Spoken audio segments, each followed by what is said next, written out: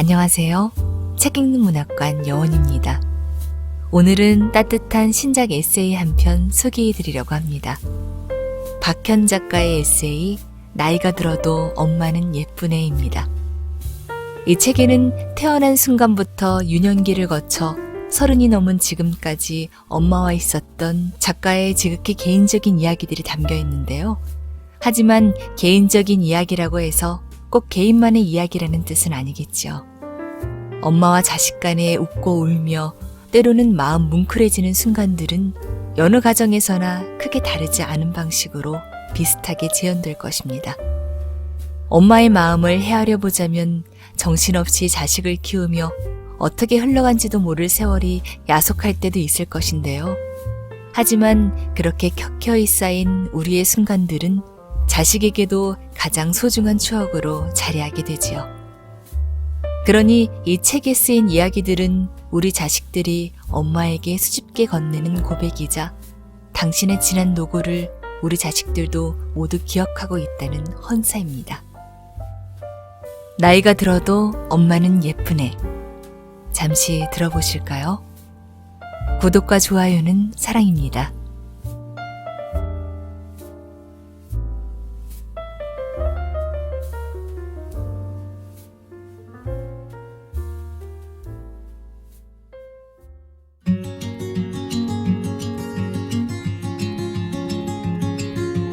나이가 들어도 엄마는 예쁜 애.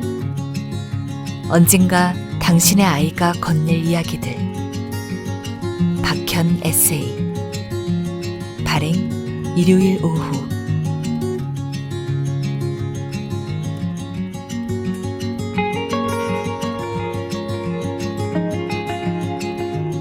당신의 닭도리탕은 무엇인가요?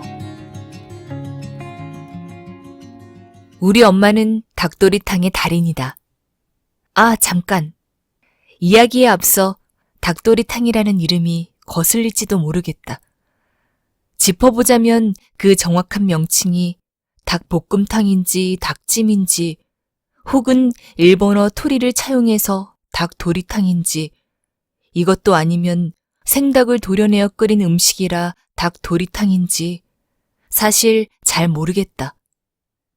하지만 어릴 적부터 내가 이 음식을 먹고 싶을 때면 항상 엄마, 나 닭도리탕 해줘 라며 이야기해 왔으니 적어도 이 이야기에서는 이 음식을 닭도리탕이라는 이름으로 부를까 한다.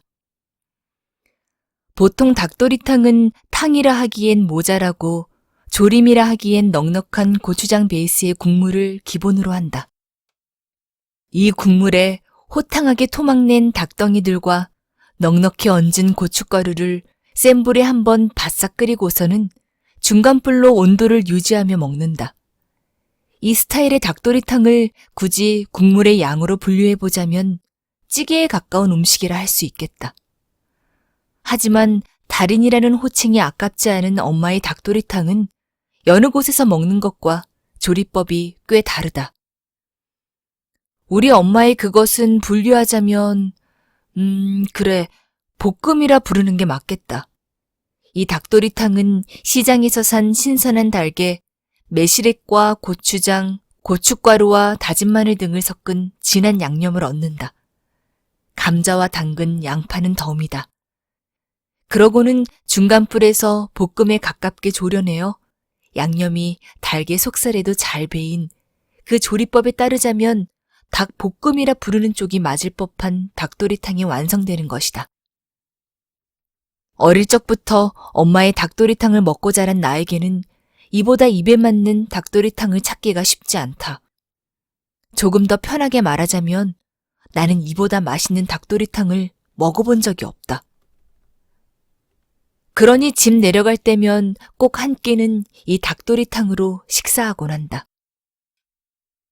내가 전화로 엄마, 나 닭도리탕 먹고 싶으니까 준비해줘 라고 말하면 엄마는 그놈의 닭도리탕 이제 질리지 않냐며 혀를 차면서도 다음날 장 보는 메모에 시장 통닭 한 마리를 적어두신다.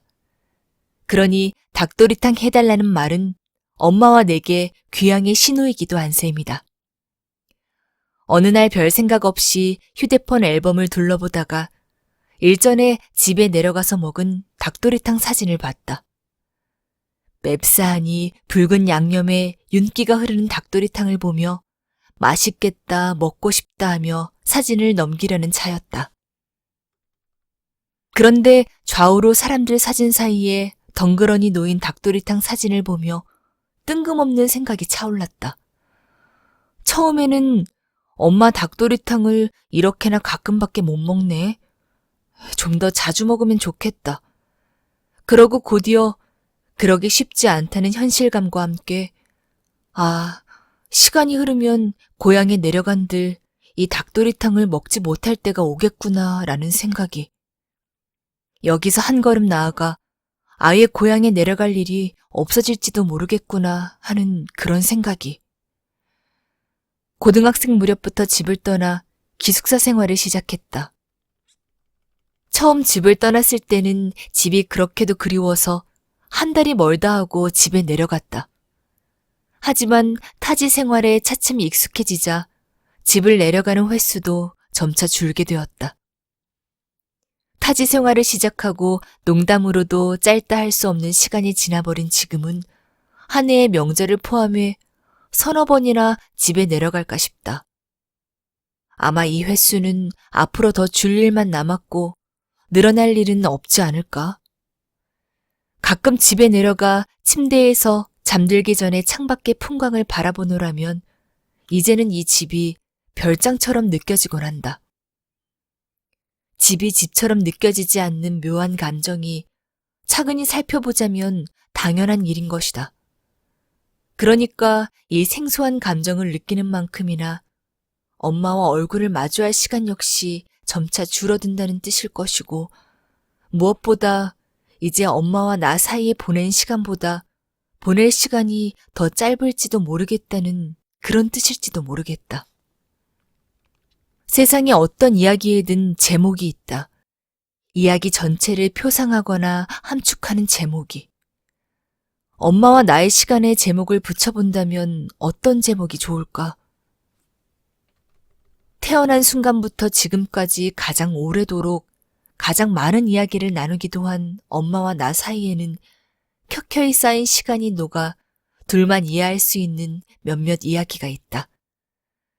그러니 아마 이전의 시간들에는 또 다른 제목이 붙어도 좋겠지만 적어도 홀로서기에 익숙해진 나와 간혹 오는 자식을 반기는 엄마의 시간에는 아마 닭도리탕이라는 제목도 꽤 괜찮을 것 같다. 아니, 어쩌면 이것만이 제목일 수 있을 것 같기도 하다. 나뿐 아니라 누구에게든 엄마가 떠오르는 음식이 엄마와의 시간을 함축하는 제목이 있을 것이다. 내게는 닭도리탕인 그것이 누군가에게는 김치찌개일 수도, 누군가에게는 미역국일 수도 있겠다. 물론 그 음식의 이름은 그리 중요하지 않다.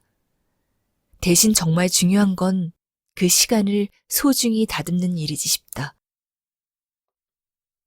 유년기에는 마냥 좋아하는 음식이다가 성년이 되어 그 음식을 보자면 문득 엄마를 떠오르게 하는, 그러다가 더 시간이 지나면 그 음식만 바라봐도 목이 메는 순간이 올 것이다.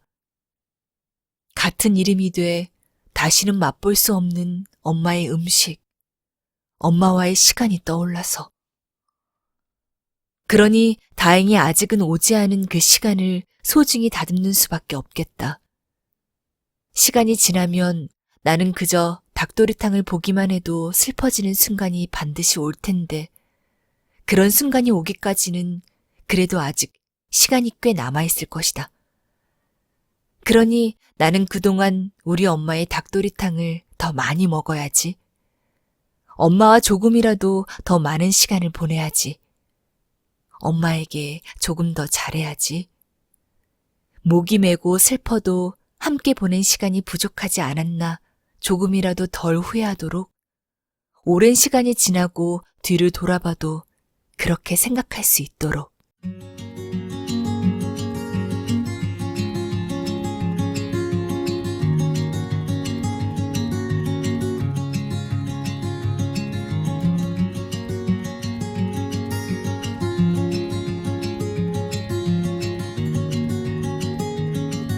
당신의 가장 행복했던 순간. 인생에서 가장 행복한 한순간을 꼽으면 어디서 들었는지는 정확히 기억나지 않는다. 아마 책이었던가 TV 프로그램이었던가 어쩌면 그리 어렵지 않게 마주할 수 있는 질문이라 기억이 나지 않는 것일지도 모르겠다. 그런데 어찌 보면 식상한 이 질문을 듣는 순간 나는 그 이전의 나로 돌아가기 어려워졌다. 종종 생각날 때면 아무리 고민을 해봐도 답하기 어려웠으니까. 그래서 이 질문이 어느 순간이면 내 머릿속을 헤집어 놓곤 했으니까. 물론 나도 이제 대단히 많지는 않아도 또 마냥 어리다고 부를 만한 나이는 아닌지라 가족과 연인 그리고 친구들을 비롯한 이들과 지나온 시간만큼의 소중하고 행복한 추억들이 쌓이기도 했다.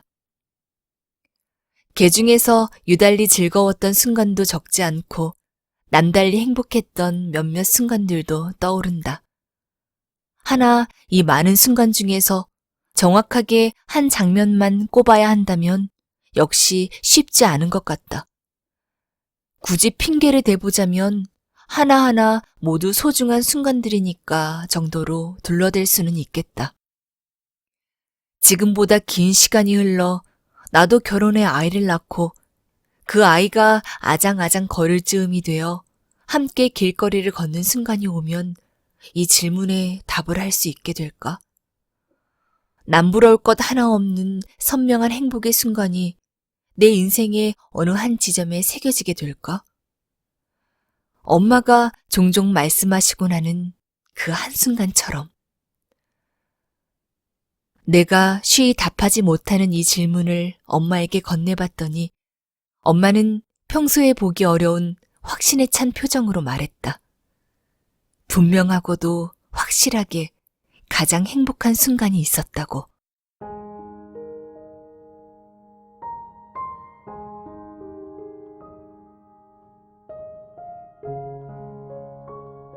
여느 날과 다르지 않은 평범한 하루의 점심즈음이었다. 10살이 채 되지 않은 아들의 옷을 입히고 아직 갓난쟁이 딸은 유모차에 눕히고서 엘리베이터를 타고 밖으로 나왔다. 그러고서는 한 손으론 아들의 손을 잡고 다른 한 손으론 유모차를 밀며 천천히 걸었다. 그러다가 빨간불인 횡단보도 앞에 서서 파란불을 기다리는 중이었는데 그때 시원한 바람이 엄마의 뺨을 어루만지며 스쳐갔다.